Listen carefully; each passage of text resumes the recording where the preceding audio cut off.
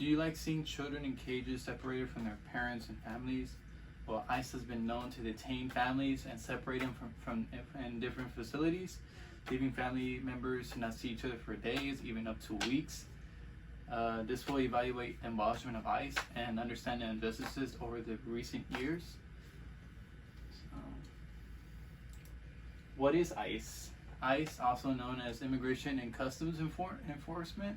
It was created in 2003, which was post-part of 9/11, that housed immigration enforcement under the Department of Homeland Security. The signal shifted towards immigrants, making them look like a national security threat. And in 1996, the country was worried about drugs and crime, so the Democrats conceded to the legislation called IRA, which made it easy to deport people for minor violations. So now that we talked about ICE, let's talk about a little bit of the development of ICE over the years. So after 9/11, immigrants were seen as a terrorist threat. All of this created an infrastructure of mass deportation. President Trump and Stephen Miller believed that through aggressive enforcement against long-term residents of this country, this would terrorize people into self-deporting. And then since ICE has gained more power underneath President Trump, agents would go to homes with or without warrants to take away undocumented immigrants and send them back to their home country. As part of this process, children and family members were left alone, stranded, and put in concentration camps.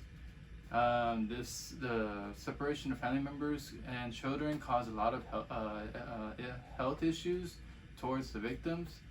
So an article, Box with Black Box Within Black Box, talks about how immigrant and detention facilities are relying on solitary confinement, and for those who are like mentally ill, they're not getting the proper help for their mental health issues. And in the cultural diversity, ethnic diversity,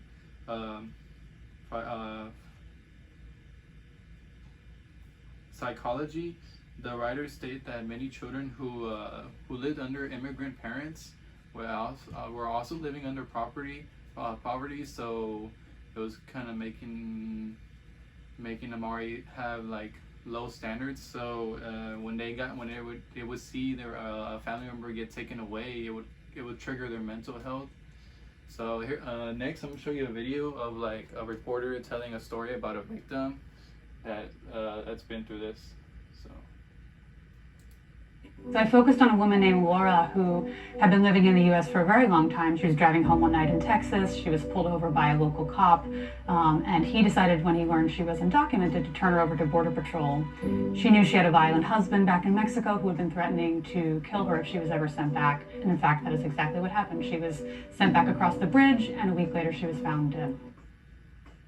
So I focused on... That's the video. So now that we see and understand ICE's situations and let's talk about the impacts of abolishing ICE. So impact of abolishing ICE. So what we could do is limit the budget towards ICE, which will decrease ICE's power, and which in this case other agencies would have to step up. And Waldman, in her article, she stated that if they would have to separate the I guess the responsibilities based on power, based on their capabilities. And then, in conclusion, the whole world is watching as this is going through the news, seeing all the deportations and the kids being in cages. So I feel like the government should come up with a better solution towards immigration, because ICE has done a lot of injustices for overusing their power.